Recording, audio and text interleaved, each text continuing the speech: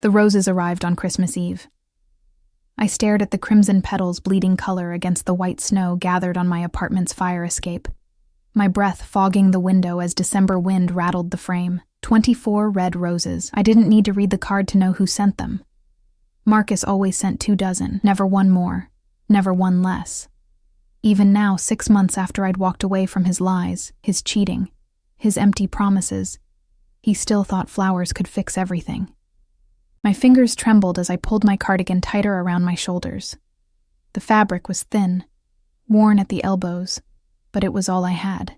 The heating in my building worked when it felt like it, which meant most nights I slept in layers, my breath visible even under the covers. This was my life now, a fourth-floor walk-up in a neighborhood where sirens sang lullabies and the smell of garbage mixed with salt from the corner bodega. I was invisible here, just another tired woman in a city full of them. The knock at my door made me jump. "Delivery!" a voice called. I frowned. I hadn't ordered anything, couldn't afford to.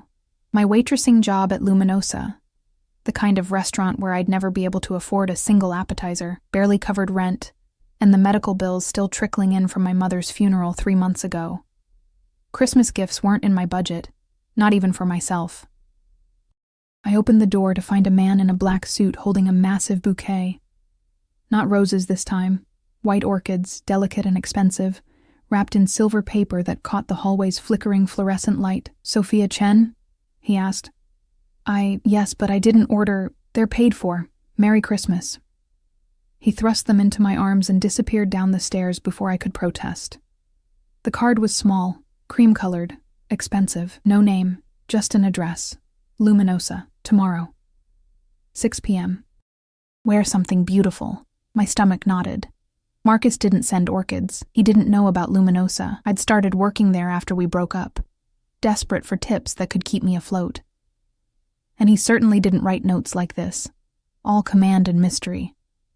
I should have thrown them away, should have ignored the whole thing, but I didn't. Luminosa smelled like old money and new secrets. I'd been working there for 2 months, long enough to learn the rhythm of white tablecloths and crystal wine glasses, the particular way the wealthy expected their water refilled before they even noticed it was low. Long enough to become invisible again, just hands that carried plates, a smile that appeared on command, a body that moved through the space without disturbing the atmosphere. Christmas Day was always busy. Families who paid someone else to cook their turkey. Couples who wanted romance wrapped in a $300 prix-fixe menu. I moved between tables in my white blouse and black slacks, my feet aching in the cheap flats that squeaked against marble floors. I hadn't worn something beautiful. I didn't own something beautiful. At 5:45, Marco, the floor manager, pulled me aside. "Table 7, VIP reservation. You're assigned." My heart stuttered. "Me? But I usually don't." "Owner's request. Don't screw it up." Table 7 sat in the back corner, the most private spot in the restaurant, surrounded by floor-to-ceiling windows that overlooked the city. Snow was starting to fall again, fat flakes that caught the amber light from the street lamps below. The table was set for 2, candles already lit, a bottle of wine I couldn't pronounce already breathing beside empty crystal. I approached with water, my hands steady through sheer force of will. That's when I saw him. He sat with his back to the wall, always the wall, I would learn later. His presence filling the space in a way that had nothing to do with physical size. Dark hair swept back from a face that could have been carved from marble, all sharp angles and controlled power. His suit was black, perfectly tailored, the kind that cost more than my yearly rent. A watch gleamed at his wrist, catching candlelight. Everything about him screamed danger wrapped in sophistication. But it was his eyes that stopped me cold. Dark, assessing, absolutely focused on me like I was the only person in the entire restaurant, in the entire city, in the entire world. "Ms. Chen." His voice was quiet, barely above a murmur, but it carried weight, authority, the kind of voice that didn't need to rise to be obeyed. "Please sit." I'm working. I can't." "You can." Not a request. A fact. 2 men in similar dark suits stood near the entrance, their eyes constantly scanning the room. Another was by the kitchen door. Security. The kind of security that meant this man wasn't just wealthy. He was dangerous. I don't understand, I whispered, still standing, my water pitcher clutched like a shield. I don't know you. Dante Moretti. He gestured to the chair across from him. And you're wrong. I know you, Sophia. I've known about you for 3 months. The world tilted slightly. 3 months. Since my mother's funeral. Since I'd stood in the rain watching them lower her casket into the ground. Alone because Marcus had been too busy with his new girlfriend to show up. The flowers were an invitation. You came. The ghost of a smile touched his lips, but it didn't reach his eyes. Good. I came to work. You came because you're curious, because something in you recognized the call. He poured wine into both glasses, the movement precise and controlled. Your ex-boyfriend sent you roses today. It wasn't a question. My blood went cold. How do you... I know many things, Sophia. I know Marcus Chen has been trying to win you back for months. I know he's a gambler who owes significant debts to dangerous people. I know he's the reason you're working 2 jobs. His fingers drummed once against the table, the only sign of emotion. I know he's a fool. You've been watching me. Horror and something else, something I didn't want to name, crept up my spine. Protecting you. From what? From him. From the consequences of his debts, from a life that would have destroyed you. He lifted his wine glass, studying me over the rim. Your mother worked for my family once. Did you know that? The room spun. What? 25 years ago. She was a secretary for my father's import business. She left when she got pregnant with you. Wanted a different life. My father always respected that choice.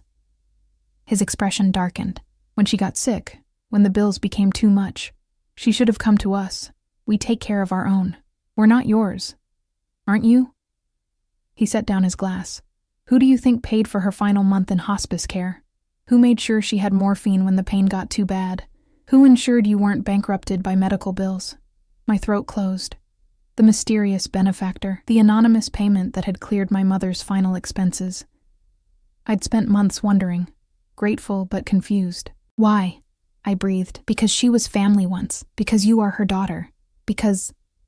He stopped, something flickering across his features. Because when I saw your photograph and her belongings, I knew I would do anything to keep you safe. This was insane. This was dangerous. Every instinct screamed at me to run. But I sat down. I can't accept this. Any of this. I don't even know you. You will. He reached across the table, his fingers stopping just short of mine. I'm a patient man, Sophia, but I'm also possessive of what's mine. I'm not... The restaurant door burst open. Marcus stumbled in, his face flushed, his eyes wild. He looked wrong, desperate and angry, and nothing like the charming man I'd once loved. 2 of Dante's security moved immediately, but Marcus was already shouting. Sophia, what the hell are you doing? He lurched toward our table, and I could smell alcohol on him from 6 feet away. You're with him? Do you know who he is? Dante didn't move, didn't even look at Marcus. His eyes stayed locked on mine, dark and absolutely calm. Marcus, leave. You're drunk. He's a criminal, a goddamn mafia boss. Marcus's voice cracked. I saw the flowers he sent. I saw... Sophia, please. I love you. Come home with me. Not him. Anyone but him. Security had him now. Hands firm on his arms, pulling him back toward the door. But the damage was done. Every eye in the restaurant was on us. Marco was rushing over, apologizing, stammering. Dante finally looked at Marcus. Just one look, cold and final as a grave closing. If you ever send her flowers again, he said, voice still quiet, still controlled, I will cut off the hands that held them. If you ever speak to her again, I will take your tongue. If you even think of her, his smile was terrifying in its gentleness.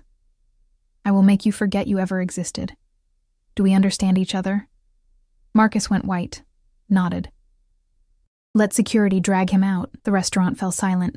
Dante turned back to me, and his expression softened, barely, just a fraction, but enough that I could see something almost human underneath the monster. I apologize. That wasn't how I wanted this evening to go. He stood, buttoning his jacket. You're upset. Understandably. My driver will take you home. I'm working. Marco has already been compensated for your shift. You're free to go. He pulled out a card, placed it on the table. When you're ready to hear the truth about Marcus, about the debts he owes and the people he sold information to, call me. When you're ready to understand why I exploded with jealousy at the sight of his pathetic roses, his jaw tightened. Call me. I don't understand any of this. You will, Sophia. Because like it or not, you're already mine. You were mine the moment I saw your photograph. You were mine the moment I decided you would never be invisible again. He leaned down, and I caught his scent. Cedar and gunpowder and something dark I couldn't name. And I protect what's mine, always. He walked away, his security closing around him like a dark tide.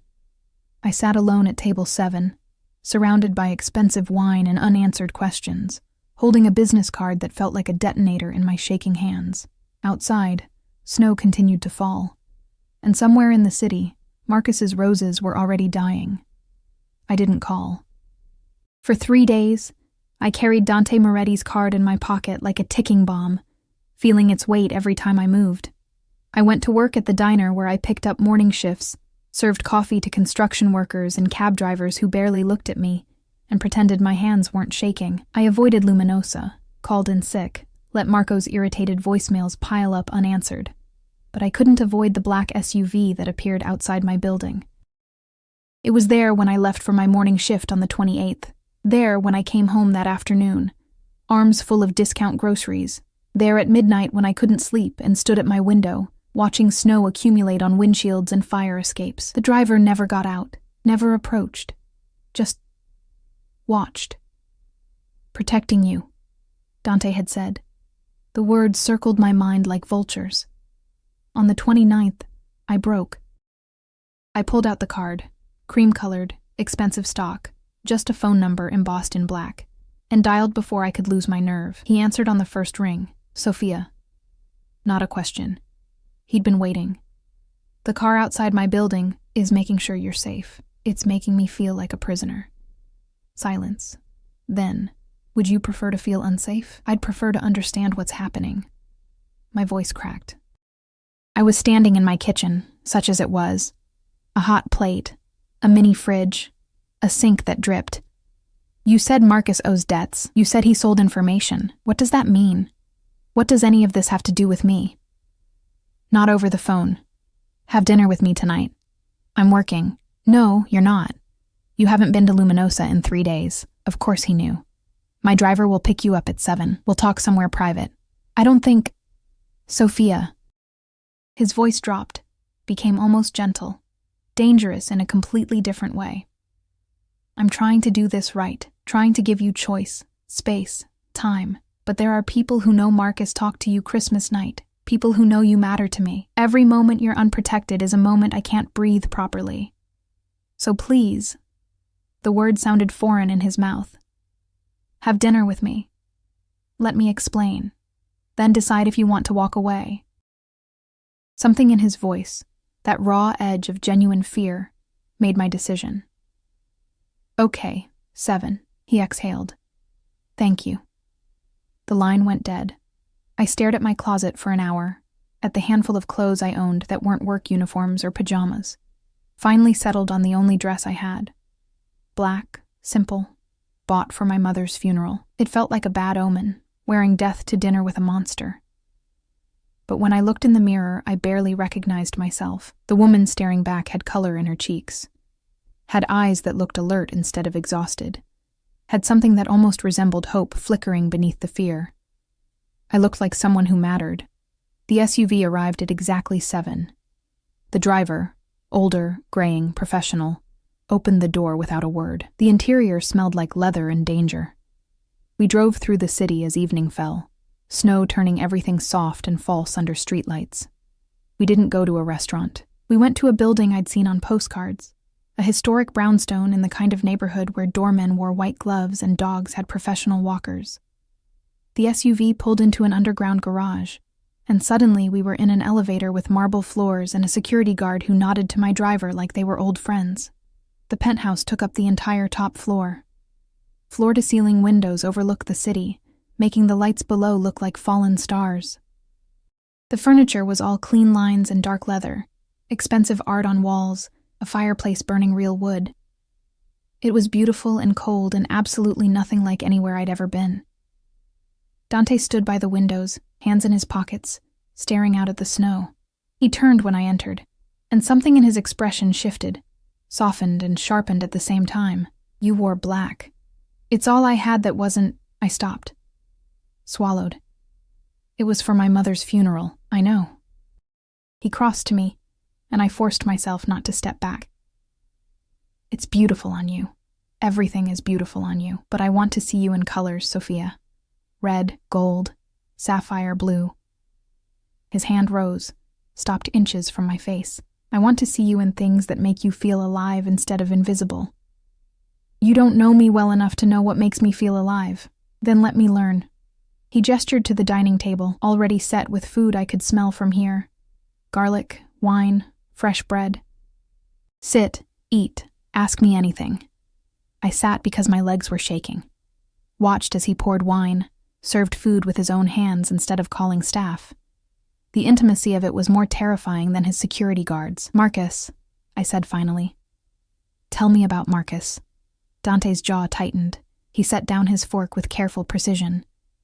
Marcus Chen is a gambling addict, has been for 5 years. He started small, poker games, sports betting. But addiction doesn't stay small. He pulled out a folder from somewhere, slid it across the table. He owes $200,000 to a loan shark named Vincent Rossi, another 100 to various underground casinos. He's been late on payments for 8 months. I opened the folder with numb fingers. Bank statements, betting slips, photos of Marcus entering buildings I didn't recognize. When you were together, Dante continued, voice carefully neutral, he used your paychecks to cover his debts, forged your signature on credit card applications, took out a loan in your name. The room spun. What? You didn't know. Not a question. His expression darkened. Of course you didn't. You trusted him.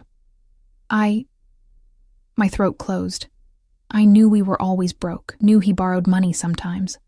But he said it was for his mother's treatments. His mother is healthy and living in Miami. Dante's voice could have cut glass. He lied about everything, Sophia. And when you left him, when his source of income disappeared, he got desperate. The information you mentioned, he started selling secrets to Rossi. Names of my business associates, shipment schedules, anything he could learn from friends who worked in the docks, the warehouses. Dante leaned back, studying me. 3 months ago, he sold information that led to a raid on one of my legitimate businesses. 3 good men were arrested. 2 of them had families. Horror crawled up my spine. I didn't know. I know you didn't, because I investigated you thoroughly before I ever sent those orchids. His eyes pinned me. You're innocent in this, but Marcus made you a target the moment he mentioned your name to Rossi. The moment he suggested you might know things, might be useful. I don't know anything. They don't care. You're my weakness now. Marcus saw how I looked at you Christmas night.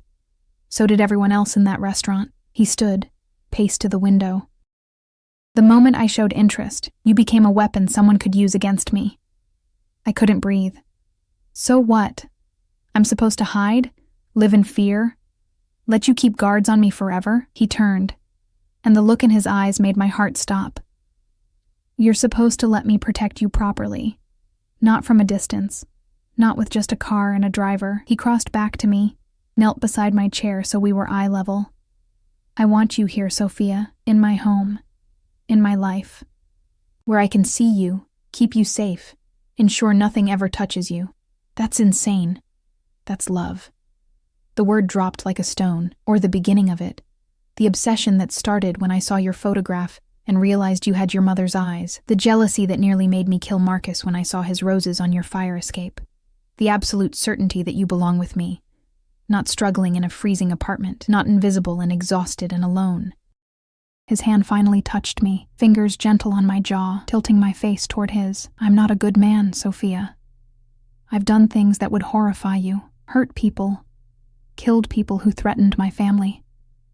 I live in a world where violence is currency and trust is earned in blood. His thumb brushed my cheekbone. But I would never hurt you, would burn the entire city down before I let anyone make you feel small again. I should have been terrified, should have run. Instead, I felt tears burning my eyes. You don't even know me, I whispered. I know you work 2 jobs to honor your mother's memory. I know you read poetry on your breaks and hide the books in your apron. I know you cry silently so your neighbors don't hear, and you haven't bought yourself anything that wasn't strictly necessary in over a year. His voice roughened. I know you're stronger than you think and braver than you believe and so goddamn beautiful it makes me forget how to breathe. Dante. The explosion shattered the windows. Glass erupted inward. A wave of glittering death. Dante's body slammed into mine, taking me to the ground, covering me completely as shards rained down. I felt the impact of his weight, smelled blood and gunpowder, heard shouting from somewhere far away. Then silence, except for my ragged breathing and his. Don't move. His voice in my ear, harsh and commanding. Stay exactly where you are. I felt him shift, felt the weight of something cold and metal being pulled from beneath his jacket. A gun. He had a gun, and I was underneath him and the windows were gone and... Sophia, look at me. Fingers on my chin, forcing my gaze to his. Blood trickled from a cut on his forehead, but his eyes were absolutely clear, absolutely focused. You're safe. I've got you. Do you understand? I nodded, couldn't speak. Security flooded the room, the driver, others I hadn't seen, all armed, all moving with military precision. Someone was checking the windows, another on a phone, a third bringing a black jacket that Dante wrapped around my shoulders. Rossi? Dante asked, standing, pulling me with him. Sniper from the building across. Marco took him down. Alive? Yes, sir. Dante's smile was terrible. Good. He turned to me, and the monster was fully visible now, the man who killed people, who ruled through fear, who had just calmly discussed murder while blood dripped into his eye. I need to handle this, but you're not leaving my sight, not now, not ever. I can't, this isn't, they just tried to kill you, Sophia. Tried to blow out my windows and end you because Marcus sold your name, and Rossi decided you were a message he could send me. His hands framed my face, and despite everything, they were gentle. Do you understand now? This isn't about what you want or what's reasonable. This is about survival, yours and mine. Someone tried to kill me. The thought wouldn't process. I was a waitress, a nobody. And someone had just tried to murder me like I was something that mattered. Come. Dante pulled me toward a door I hadn't noticed. Safe room, reinforced. You'll stay there until I've eliminated this threat. Eliminated. You mean killed. Yes. No apology. No hesitation. Rossi and everyone who helped him plan this. I will find them all, and I will make examples of them. Because you are mine now, Sophia, whether you agreed to it or not, and I protect what's mine.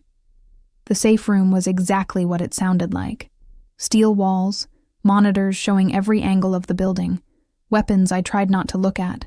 Dante placed me in a leather chair, wrapped a blanket around my shoulders even though I wasn't cold. Shock. I was in shock. Stay here. Don't open this door for anyone but me. He kissed my forehead, quick and possessive. I'll be back by morning. And then what? He paused at the door, looked back at me with eyes that held promises and threats in equal measure. Then you decide if you can live in my world. If you can let me keep you safe, keep you close, keep you mine. His voice dropped.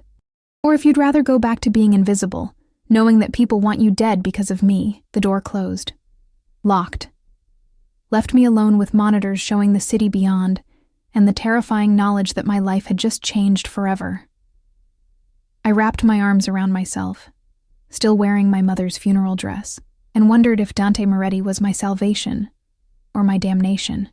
Maybe he was both. Dawn came slowly, painting the city in shades of gray and gold. I watched it through the monitors, unable to sleep, unable to think about anything except the sound of glass exploding and Dante's body covering mine. Every time I closed my eyes, I saw the sniper rifle's muzzle flash in my mind, a moment of light that could have ended everything. Someone wanted me dead. The thought still wouldn't settle properly in my brain. I was nobody, had always been nobody, and now I was somebody worth killing. The door's lock disengaged at 6:47 a.m. Dante entered, and I barely recognized him. His suit was gone, replaced by dark jeans and a black shirt with sleeves rolled to his elbows. Blood stained his knuckles. His face was harder than I'd ever seen it, all sharp edges and cold fury barely contained. But when he saw me curled in the chair, still wrapped in his blanket, something in his expression cracked. "You didn't sleep." Not a question. "Neither did you." He crossed to me, knelt, and for a long moment just looked at me like he was checking for damage. Then his hands, those bloody, violent hands, cupped my face with heartbreaking gentleness. "Rossi is dead. So are the 3 men who helped him plan the attack. The sniper is being questioned by people who are very good at making men talk." His thumb brushed my cheekbone. "You're safe now." "For how long?" "Forever." The word was absolute, final. I made it very clear what happens to anyone who even thinks your name. The entire underground knows that touching you means war with me, and nobody wants that war. I should have been horrified, should have condemned him for the violence, the murder, the casual way he discussed ending lives. Instead, I felt safe for the first time in months. "What about Marcus?" Dante's jaw tightened. "Marcus is alive. For now. He's the one who told Rossi about the dinner, about you being at my penthouse. He didn't know they'd try to kill you, just thought they'd use the information for leverage." His eyes went dark. "He's terrified, begging for mercy, offering everything he knows. Will you kill him?" Silence stretched between us. Outside, the city was waking up. Traffic sounds, distant sirens, the ordinary rhythm of life continuing while mine had shattered completely. "That depends on you," Dante said finally. "On me?" "He was yours once. You loved him, even if that love was built on lies." He stood, paced to the monitors, stared at screens showing armed men patrolling his building. "I won't lie and say I don't want him dead. Every time I think about him sending you roses, touching you, having what should have been mine." His fist clenched. "I want to destroy him slowly, make him suffer for every moment he made you feel invisible." The possessiveness in his voice should have frightened me. Instead, it made something warm unfurl in my chest. "But you're not a monster who needs to see me prove my loyalty in blood," I said quietly. He turned, studied me with those dark, fathomless eyes. "No. I'm a monster who needs to know you're choosing to stay because you want to, not because you're afraid of what I'll do if you leave. And if I asked you to let Marcus live, then he lives. In exile. Far from this city, from you, from everything he knows. He'll never be allowed to return." Dante crossed back to me. "But he lives." I stood, let the blanket fall, faced him properly. In my funeral dress and bare feet, I should have felt small.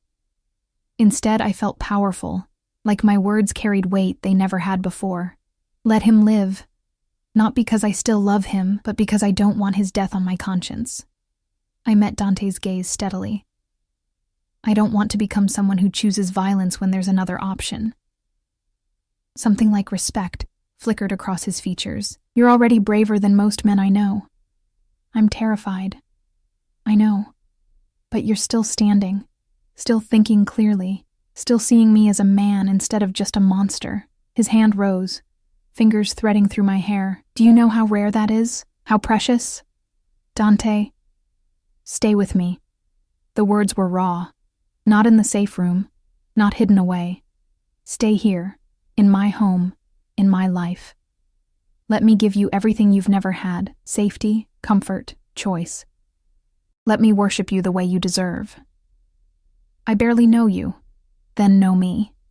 Ask me anything. I'll tell you truths I've never spoken aloud. He pulled me closer, until I could feel his heartbeat against my palms. I'll show you the man beneath the monster. And if you still want to leave, I'll let you go. I'll make sure you're protected, set up somewhere safe, ensure you never have to be invisible again. His voice dropped. But God, Sophia, I'm hoping you'll stay. The smart thing would have been to leave.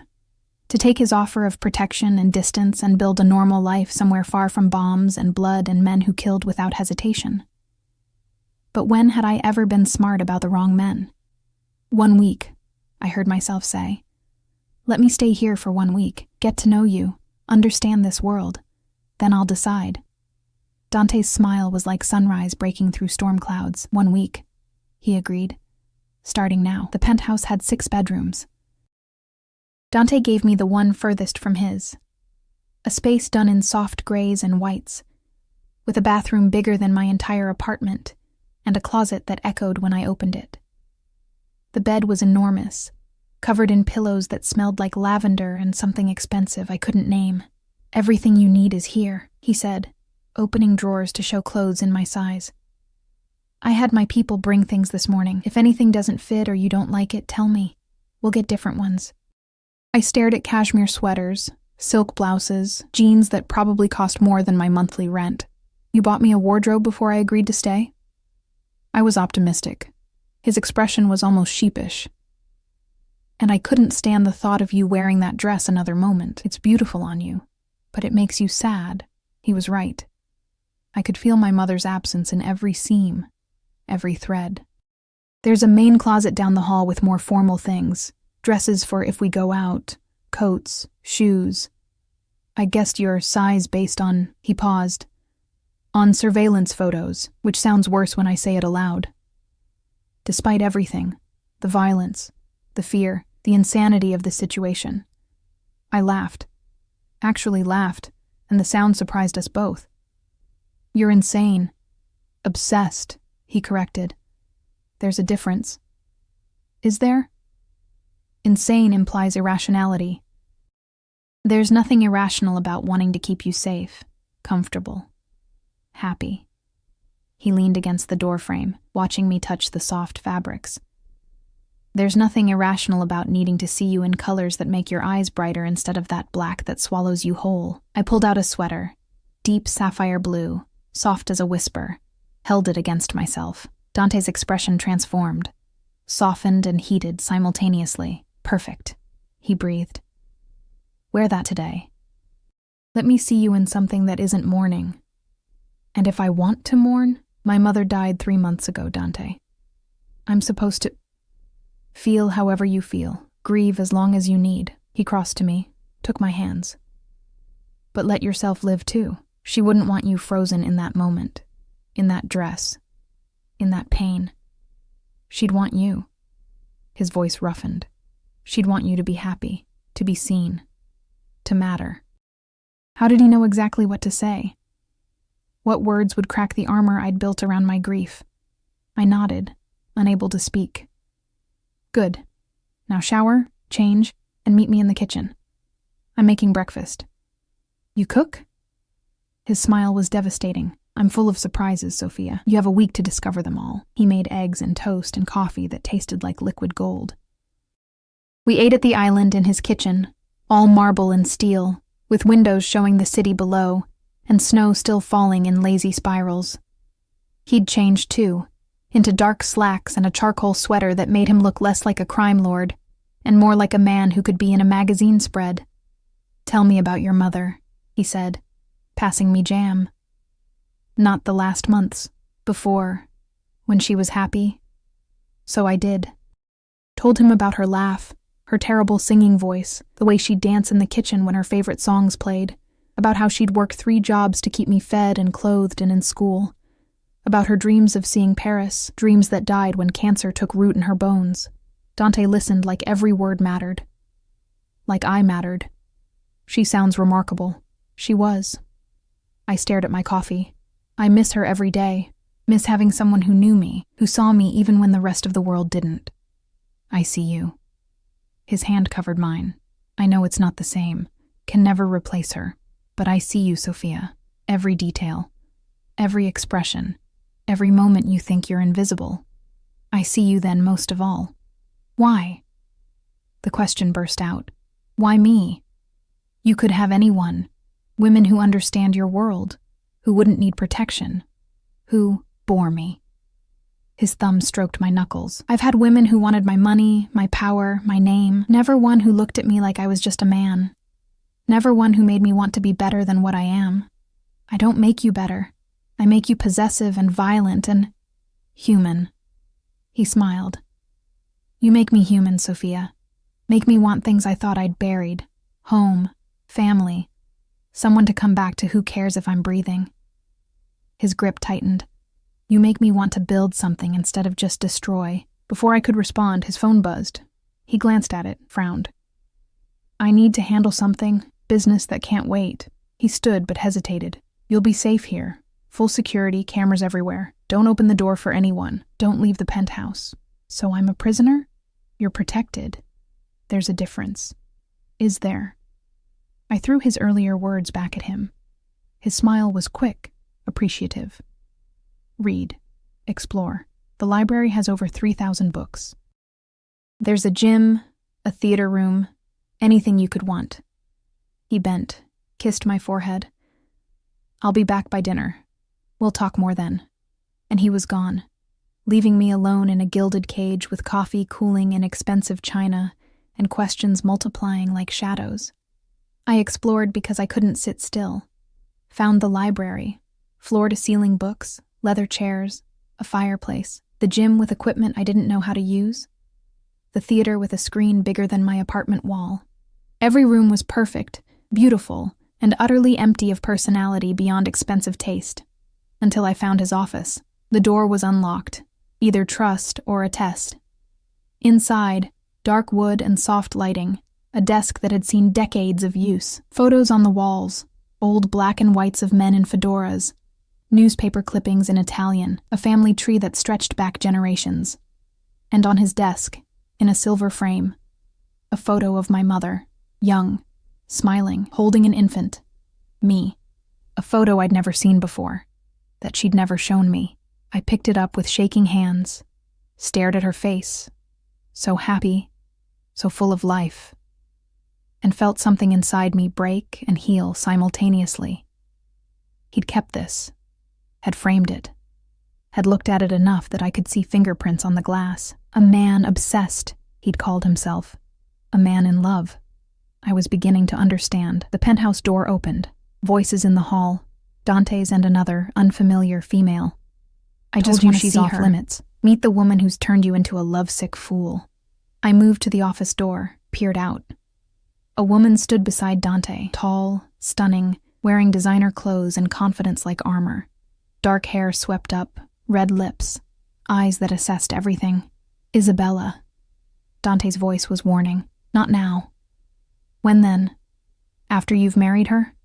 After you've gotten her pregnant? Isabella's laugh was sharp. Oh, don't look so shocked. I know you, Fratello.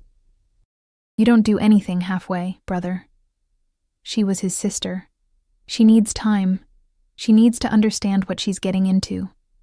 The enemies we have, the life we lead, the fact that loving a Moretti means painting a target on your back. Isabella's gaze found mine through the doorway. Sharpened. Ah.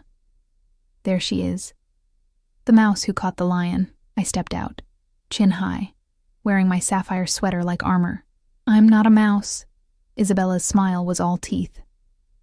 Isabella Moretti circled me like a predator assessing prey. So you're the waitress who's made my brother forget everything he's ever known about keeping his distance.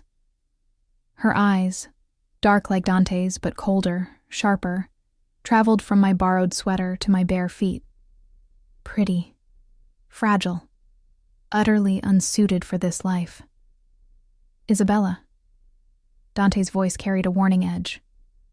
Enough. No, it's not enough. She turned to him, and I saw genuine concern beneath the hostility. You've known her for what? A week? And you've already put her in a safe room, killed for her, started a war with Rossi's entire network. Do you even hear yourself? I hear myself perfectly. You sound like father. The words dropped like stones. Right before Mother died because someone used her to get to him. Right before we spent years watching him destroy himself with guilt, silence filled the penthouse. Dante's expression went carefully blank. But I saw the flinch. Barely there. Quickly controlled. That's different, he said quietly. Is it? Isabella crossed her arms. Or are you just repeating history with a new face? I should have stayed silent. Should have let them fight this out between siblings who clearly had decades of history I didn't understand. but I was tired of being talked about like I wasn't there, like I was a problem to be solved instead of a person. I didn't ask for any of this. My voice came out stronger than I felt. Didn't ask to be watched, protected, dragged into a world I don't understand. Didn't ask for someone to try to kill me. I met Isabella's gaze directly. But I'm here now, and maybe I am fragile and unsuited and everything you think. But I'm also not stupid enough to believe I can just walk away and be safe. Isabella's eyebrows rose. So you're staying out of fear? I'm staying because I have nowhere else to go that won't put me in danger. Because your brother made me matter to people who want to hurt him. I glanced at Dante, saw something like pain cross his features. And because despite the insanity, despite everything I should be running from, he's the first person in months who's made me feel like I'm worth protecting. Worth protecting or worth possessing? Isabella asked softly. Maybe both. I wrapped my arms around myself. Maybe that's what I need right now, to be someone's obsession instead of everyone's afterthought. Isabella studied me for a long moment, then turned to Dante. She's honest, at least, and braver than she looks. Her expression softened fractionally. But brave doesn't stop bullets, Fratello. Brave doesn't prevent what happened to Mother.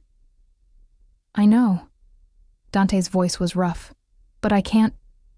He stopped, jaw working. I can't let her go, Bella. I've tried.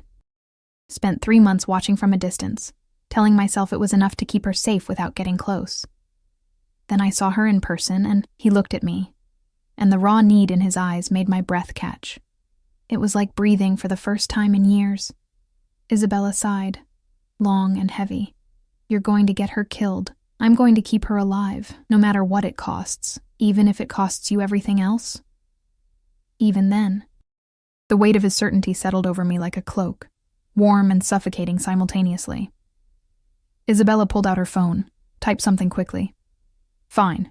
Then we do this right. No half measures. She looked at me. Can you shoot? I blinked. What? A gun. Can you shoot one? No, I've never even held. Then you learn. Today. She glanced at Dante. If she's staying in this world, she needs to know how to protect herself. You can't be with her every second, and relying entirely on security is how people die. Dante looked like he wanted to argue, then nodded slowly. You're right. I usually am. Isabella's smile was sharp. Come on, little mouse. Let's see if you have claws. The building had a gun range in the basement. Of course it did, because apparently Dante's entire property was designed for violence and survival. The range was pristine, soundproofed walls, multiple lanes, an arsenal that would make a small military jealous. Isabella handed me ear protection and a small handgun that felt impossibly heavy in my hands. This is a Glock 19, 15 rounds, easy to handle, reliable. She moved behind me, adjusted my grip with impersonal efficiency. You're not trying to be a marksman. You're trying to survive long enough for help to arrive. I don't think I can... You can. Because the alternative is dying while someone else decides your fate. Her voice was matter of fact. Aim for center mass. Don't think. Just squeeze the trigger smoothly. The gun will kick. Let it, then bring it back on target. My hands were shaking. Sophia. Dante appeared at my side, his presence solid and grounding. You don't have to do this. Yes, I do. I stared at the target downrange. A simple paper silhouette. If I'm staying in your world, I need to know how to survive in it. His hand covered mine on the gun, steadying it. Then I'll teach you. Together. We spent 2 hours in that basement. I missed more than I hit at first, flinched at every shot, felt the kick jar my wrists and shoulders. But gradually, slowly, I started to understand the weapon's weight, its rhythm, the way anticipation made me pull instead of squeeze. By the end, I could hit the target. Not perfectly, not quickly, but consistently enough that Isabella nodded approval. Good. Practice every day until it's muscle memory. She took the gun, cleared it with professional ease. Now self-defense, basic escapes if someone grabs you. Bella, Dante started. She needs this, and you know it. So either help or get out. He helped, showed me how to break a wrist hold, how to use an attacker's momentum against them, where to strike to cause maximum pain and create space to run. His hands on me were gentle despite the violent lessons, his voice patient even when I fumbled. "The goal is never to fight," he said, demonstrating a escape for the third time. "The goal is to survive long enough to get away or for backup to arrive. You're not trying to win, you're trying to live." "What if I can't get away?" His expression went dark. "Then you remember what I taught you about the gun. And you don't hesitate." By the time we finished, I was exhausted, muscles aching, mind reeling from information overload. Isabella left with a final warning to practice daily, and suddenly I was alone with Dante in the elevator heading back to the penthouse. "I'm sorry," he said quietly. "For what?" "For all of this. The violence, the fear, the fact that you need to learn how to shoot instead of just living." He leaned against the elevator wall, looking more tired than I'd ever seen him. "Isabella's right. I'm selfish. Keeping you here, making you part of this world, it's putting you in danger. You're also keeping me alive." "Am I? Or am I just ensuring that when danger comes, you're close enough for me to watch you die?" The elevator doors opened. I stepped out, then turned back to face him. "Your mother. What happened to her?" Pain flickered across his features. "She was kidnapped, held for ransom by a rival family. My father paid, followed every instruction, did everything right." His voice went hollow. "They killed her anyway, sent her body back piece by piece over 3 weeks. Horror closed my throat. "Dante. I was 15. Isabella was 12. We watched our father become a monster trying to avenge her, watched him wage a war that nearly destroyed our entire organization. He met my eyes. He won. Killed everyone involved, but it didn't bring her back, just made him more brutal, more paranoid, more certain that love was weakness." "Is that what you believe?" "I believed it for years, built walls, kept distance, never let anyone close enough to matter." He stepped out of the elevator, closed the space between us. "Then I saw your photograph and every wall I'd built crumbled. Every lesson my father taught me about emotional distance became irrelevant." His hands framed my face, thumbs brushing my cheekbones. "You terrify me, Sophia, because I know what happens to people I love. Know the risks, the dangers, the absolute certainty that someone will try to take you from me." His voice dropped to a whisper. "But I can't let you go. Can't go back to the emptiness. So yes, I'm selfish. Yes, I'm putting you in danger, just by wanting you. But I'm also going to do everything in my power to keep you safe, even if it means teaching me to kill." Especially then. I should have been horrified, should have recognized the toxicity of this obsession, this need, this absolute certainty that we belong to each other despite barely knowing one another. Instead, I kissed him. Rose on my toes and pressed my lips to his, tasting coffee and something darker, feeling him go absolutely still before his arms came around me like steel bands.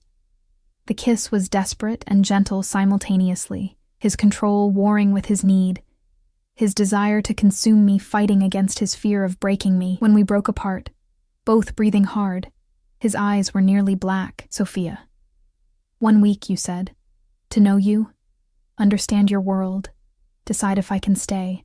I kept my hands fisted in his sweater, holding him close. "I'm 3 days in, and I'm starting to understand that you're not the monster everyone thinks. You're just a man who's been hurt so badly that the only way you know how to love is with everything you have. Consequences be damned. And if that love destroys you, then at least I'll have lived first, really lived, not just survived." I smiled, tasted salt from tears I didn't remember shedding.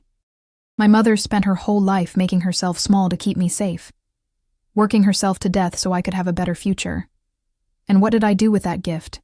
Became invisible, chose a man who made me smaller. Stopped dreaming because dreams hurt too much when you can't afford them." I pulled him closer, felt his heart racing against mine. "You make me feel big, Dante, important, worth protecting and wanting and obsessing over. Maybe that's unhealthy. Maybe I should want something healthier, safer, saner." I met his gaze steadily. "But I don't. I want this. Want you.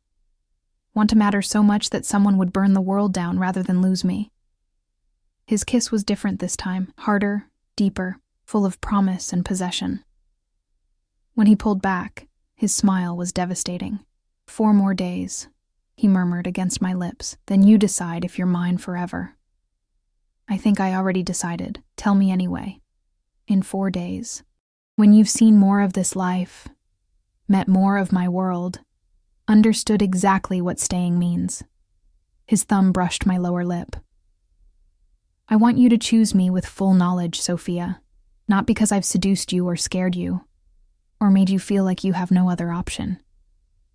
And if I still choose you, his smile turned predatory, then I'll make sure you never regret it. That night, I dreamed of my mother.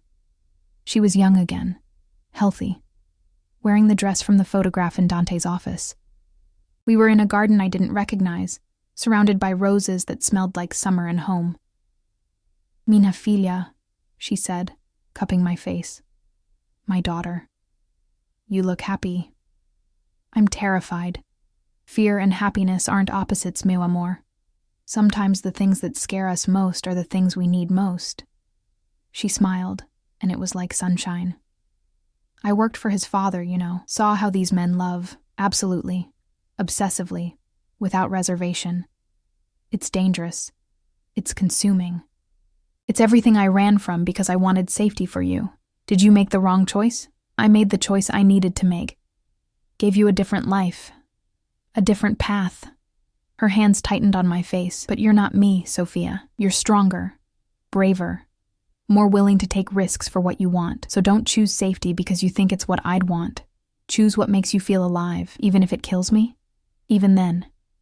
Because a short life full of love is better than a long life full of emptiness. She kissed my forehead. I love you. I'm proud of you. And I'm so glad you're finally being seen. I woke with tears on my face and certainty in my heart. 4 days left to decide, Dante had said, but I already knew my answer. I was staying. The next morning, Dante took me to meet his family, not just Isabella, but the inner circle, the people who kept his organization running, who had pledged their lives to the Moretti name. We drove through the city in his armored SUV, security vehicles flanking us like dark shadows, and I watched the neighborhoods change from glass towers to historic brownstones, to industrial warehouses. They're going to test you, Dante said, his hand warm on my thigh. Try to see if you're weak, if you'll break, if you're worthy of being under my protection. And if they decide I'm not, his smile was cold. Their opinion doesn't matter. You're mine. That's not up for debate. He squeezed gently. But it will be easier for you if they accept you. If they see what I see. Which is? Strength wrapped in softness, steel disguised as silk. He brought my hand to his lips. A woman who survived poverty and loss and betrayal, and still has kindness left inside her. That's rarer than diamonds in my world, Sophia. We pulled up to a restaurant, closed for the day, security posted at every entrance. Inside, the smell of garlic and wine and fresh bread. A long table was set in the back, already filled with people who went silent when we entered. Isabella sat at one end, looking elegant and deadly. Beside her, an older man with silver hair and scars tracing his jaw, Lorenzo, Dante's uncle and consigliere, a woman in her 40s with sharp eyes and sharper jewelry, Carmela, who ran their legitimate businesses, 2 younger men who looked like they could kill with their bare hands, Marco and Giulio, heads of security, and at the far end, a seat left empty, for me. Everyone, Dante said, his hand at the small of my back. This is Sophia Chen. She's under my personal protection. Anyone who threatens her, disrespects her, or even looks at her wrong answers to me directly. The silence was deafening. Then Lorenzo laughed, a sound like gravel shifting. So it's true. The Ice King has finally melted. He stood, crossed to me, and I forced myself not to step back from his scarred, brutal face. Let me see you, girl. I lifted my chin, met his eyes directly. I'm not a girl. I'm 26 years old, and I've survived things that would break most people. His smile was unexpected. Good. We don't need another fragile flower who'll wilt at the first sign of blood. He glanced at Dante. She's got spine. I'll give you that. Carmela was next, circling me with a businesswoman's assessing gaze. You worked at Luminosa. Good tips there? When customers actually noticed I existed? Yes. And now you exist to him, she gestured at Dante. How does that feel? Terrifying, exhilarating, like standing on the edge of a cliff and not knowing if I'll fly or fall. Carmela's laugh was genuine. Honest, too. I like her, Dante. She'll either survive this life or go down in flames. Either way, it'll be interesting to watch. The younger men said nothing, just nodded acknowledgement, but their eyes tracked every movement, assessed every word, calculated threat levels I couldn't begin to understand. We sat. Food appeared. Pasta and wine and dishes I couldn't pronounce. Conversation flowed around me, mixing English and Italian, business and family, violence and love in equal measure. Rossi's network is fractured, Lorenzo said, twirling pasta. The younger brothers are fighting over who takes control. We could move on their territory now, consolidate. No! Dante's voice was firm. We've made our point. Any further action looks like opportunism, not justice. Since when do you care about appearances? Marco asked. Since I have something more important than territory to protect. Dante's hand found mine under the table. We hold our position, strengthen our defenses, make it clear that we responded to an attack, not initiated expansion. You're going soft, Giulio muttered. The temperature in the room dropped 10 degrees. Say that again, Dante said quietly. Giulio paled. I just meant... You meant that protecting Sophia makes me weak. That love is a liability, Dante stood, and everyone went silent. Let me be very clear. Sophia doesn't make me soft. She makes me more dangerous. Because now I have something worth killing for. Worth dying for. Worth burning this entire city to the ground for. He looked around the table, meeting each person's eyes. Anyone who sees her as my weakness is a fool. She's my reason, my purpose, the line I will not let anyone cross. His voice was absolute. So yes, I'm protecting her. Yes, I'm changing how we operate to keep her safe. And if that makes me soft in your eyes, you're welcome to challenge me for leadership. Silence. Then Lorenzo chuckled. Sit down, nephew. No one's challenging you. We're just adjusting to the new reality. He raised his glass. To Sophia. May she survive us all. Everyone drank. I felt the weight of their acceptance. Conditional, suspicious, but real. After lunch, Isabella pulled me aside while the men discussed business. Walk with me. Not a request. We moved to the restaurant's garden, a small courtyard with winter bare trees and stone benches. Isabella lit a cigarette, offered me one. I shook my head. Smart. Terrible habit. She blew smoke into the cold air. They like you. Or at least, they don't hate you. That's about as good as it gets with this family. Should I be grateful? You should be careful. Acceptance today doesn't mean loyalty tomorrow. She studied me through the smoke. How much do you know about what Dante actually does? I know he's involved in illegal activities. That he runs an organization. He runs half the city's underground. Drugs, gambling, protection, smuggling. If it's profitable and illegal, we have a hand in it. Isabella's eyes were hard. He's killed people, Sophia. Not just Rossi. Dozens. Maybe hundreds over the years, sometimes in self-defense, sometimes because they betrayed us. Sometimes just because they were in the way. My stomach churned, but I didn't look away. I know. Do you? Or are you romanticizing it, telling yourself he's not that bad? That he only hurts bad people? That you can change him? She dropped her cigarette, crushed it under her heel. You can't. This is who he is, who we all are. And being with him means accepting that blood washes off his hands before he touches you. Why are you telling me this? Because I love my brother, and I watched our father destroy himself over a woman he couldn't protect. I won't watch Dante do the same. She grabbed my arm. Not hard, but firm. If you're not all in, if you have any doubt, any reservation, any part of you that thinks you might leave, go now. Before he's even more obsessed.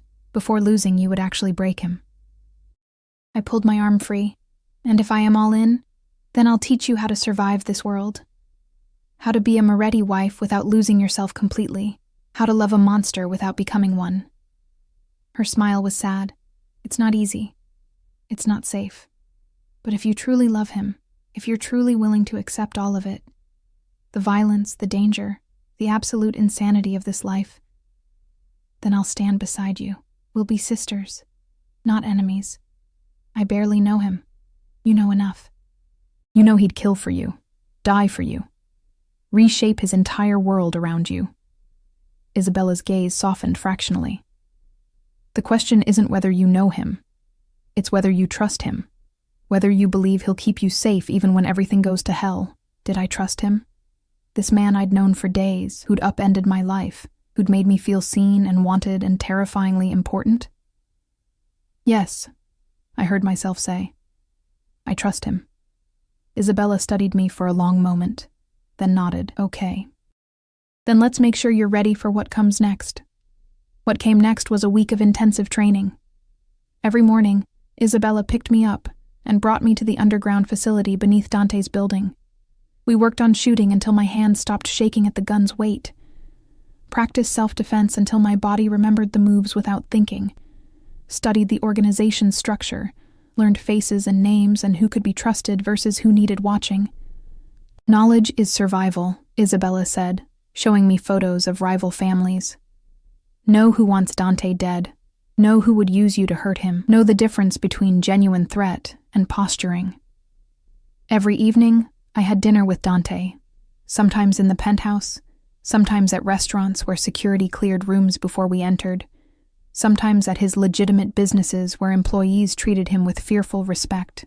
He showed me his world piece by piece, never hiding the darkness but also revealing unexpected light. A children's hospital his money funded, a scholarship program for kids from the neighborhoods he'd grown up in, protection for small businesses being extorted by gangs that didn't answer to him. I'm not a good man, he said one night, watching snow fall over the city, but I try to do some good with the power I have. Try to make sure the people under my protection have better lives than they would otherwise. That doesn't excuse the violence. No, it doesn't. He pulled me against his chest, his heartbeat steady beneath my ear. Nothing excuses it. I've made my choices, accepted the consequences. All I can do now is try to ensure the people I care about don't pay for my sins. What if they do anyway? What if something happens to me because of you? His arms tightened. Then I'll make the world regret it existed. And then I'll follow you into whatever comes after. Because a life without you isn't one I want to live. The possessiveness should have frightened me. Instead, it made me feel precious, irreplaceable, like I mattered in a way I never had before. On the 7th day, Marcus appeared. I was alone in the penthouse, Dante at a business meeting, Isabella running errands, security stationed outside, reading in the library when the intercom buzzed. Miss Chen. The security guard's voice was professional. There's a Marcus Chen in the lobby. Says he needs to speak with you urgently. Should I send him away? My heart stopped. No. Let him up. Mr. Moretti gave specific instructions. I know. But I need to see him. Please. A long pause. I'll escort him up personally. He'll be searched for weapons. 5 minutes later, Marcus stood in the penthouse's foyer looking like a ghost of himself. Thinner, paler, with bruises fading on his jaw and terror in his eyes. Sophia. His voice cracked. Thank God. I wasn't sure they'd let me see you. They shouldn't have. I stayed across the room, arms crossed. Dante said you were in exile, that you weren't allowed back in the city. I leave tomorrow. Forever. But I had to see you first. Had to. He took a step forward. The security guard's hand moved to his weapon. Marcus froze. I'm sorry. For everything. The debts, the lies, selling information about you. I never thought they'd actually try to hurt you. I swear. I never thought. You never thought. The words came out bitter. That's always been your problem, Marcus. You never thought past the next bet, the next fix, the next lie that would buy you time. I know. I'm weak, selfish. Everything you think I am, and worse. Tears tracked down his face, but I loved you. In my own broken way, I loved you. And seeing you with him, seeing you look at him the way you used to look at me, I never looked at you like I look at Dante. The truth of it settled in my chest. I loved who I thought you were, loved the man you pretended to be. But it was always pretend, wasn't it? The whole relationship was built on lies, and his isn't. Marcus's voice turned desperate. You think a mafia boss loves you for real? He's using you, Sophia. You're a possession to him, a trophy. Something to own and control, and something to protect and cherish and see. I cut him off. He knows everything about me, my failures, my fears, my grief. And he still looks at me like I'm the most important person in his world. Can you say the same? Silence. I thought so. I moved to the window, stared out at the city. I forgive you, Marcus, not because you deserve it, but because I don't want to carry this anger anymore. You were sick, addicted and desperate and drowning. I understand that now. Then come with me. He stepped forward again, ignoring security's warning. We can start over, somewhere far from here, from Moretti, from all of this. Just you and me and... No. The word was final. I'm staying here, with Dante. In this life that terrifies me and exhilarates me and makes me feel alive for the first time in years. He'll get you killed. Maybe. Or maybe he'll keep me safe while I finally learn to live instead of just survive. I turned to face him. Goodbye, Marcus. I hope you find peace somewhere far from here. I hope you get clean, get help, become the man you always pretended to be. Sophia, goodbye. Security escorted him out. I watched from the window as he was put into a car and driven away. Out of the city, out of my life, forever. When Dante came home an hour later, I was still at the window. I heard Marcus was here. He approached carefully, like I might shatter. Are you okay? I'm perfect. I turned, crossed to him, wrapped my arms around his neck. 7 days are up. Time for my decision. His hands settled on my waist, careful and possessive. And? I'm staying. Not because I'm afraid, not because I have nowhere else to go, but because I choose you, Dante Moretti. Choose this insane, dangerous, absolutely consuming love we're building. I pulled him down, kissed him softly. Choose to be seen and wanted and protected. Choose to matter. His smile was brighter than sunrise. You're mine. Completely. Forever. However long we have. He kissed me then, deep and claiming and full of promises. When we broke apart, he pulled a small box from his pocket. Inside was a ring. Simple, elegant, a single diamond that caught the light. Marry me. Not a question. A statement of intent. Be my wife, my partner, my reason for everything. Let me spend the rest of my life keeping you safe and happy and absolutely certain that you're the most important thing in my world. We've known each other a week. I've loved you for 3 months, known I would marry you from the moment I saw your photograph. His hands framed my face. Time doesn't matter, Sophia. What matters is certainty, and I'm absolutely certain you're mine. I should have said no. Should have demanded more time, more sense, more rationality. Instead, I said yes. We married 3 weeks later in a small ceremony at a church his family had used for generations. Isabella stood as my maid of honor. Lorenzo gave me away since I had no father. The ceremony was conducted in Italian and English, binding us together in both languages, both worlds. I wore white, a dress Dante had chosen, simple and elegant, and nothing like the black I'd hidden in for so long. He wore a black suit that made him look like the dangerous man he was. But his eyes when he saw me were soft, reverent. Full of love I was learning to accept. I promised to protect you, he said when it was time for vows. To cherish you. To make sure you never feel invisible again. To love you with everything I am, even the dark parts you probably shouldn't love back. I promised to stay, I said, voice steady despite tears. To trust you. To be your reason when the darkness gets too heavy. To love all of you, the monster and the man, and never ask you to be anything other than who you are.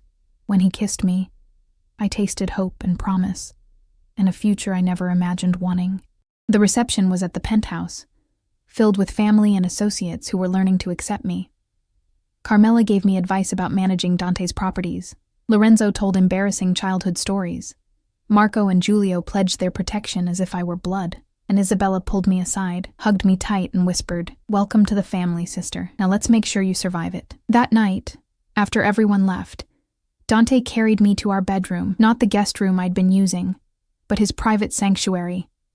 He laid me on sheets that smelled like cedar and gunpowder and him, and loved me with a gentleness that contradicted everything the world thought about him. "Mine," he whispered against my skin. "Forever mine." "Yours," I agreed. However long forever is. 6 months later, I stood in the same garden where Isabella and I had talked about survival. Spring had turned everything green and alive. Roses bloomed in colors my mother would have loved. I touched my stomach, feeling the small swell there, and smiled. Dante appeared behind me, arms encircling my waist, hands covering mine over our growing child. "Happy?" he murmured. Terrified. Fear and happiness aren't opposites. I'd learned that from my mother's ghost, from Isabella's warnings, from 6 months of living in this dangerous world. "No, they're not." He turned me to face him, and the love in his eyes still took my breath away. "But I promise you, Sophia Moretti, our child will grow up safe, protected, absolutely certain they matter, like you made me certain, exactly like that." He kissed me softly. "You gave me everything when you chose to stay. Let me give our child the same gift. A life where they're seen, wanted, cherished beyond measure." I thought about my mother, working herself to death to give me safety. Thought about the invisible woman I'd been, surviving but not living. Thought about the moment Dante had looked at me like I was the only person in the world who mattered, and I knew. Whatever dangers came, whatever challenges this life held, our child would never feel invisible. They would be protected by a father who would burn the world down to keep them safe. Loved by a mother who understood the difference between surviving and living. Surrounded by a family that valued loyalty above all else. It wasn't the safe, normal life my mother had wanted for me, but it was ours. Real and dangerous and absolutely full of love. And that was enough. More than enough. It was everything. The roses my ex had sent that Christmas Eve were long dead, forgotten, meaningless. But the life Dante and I were building, wild and protective and consuming, was blooming like spring after a long winter. And I had never been happier to be seen.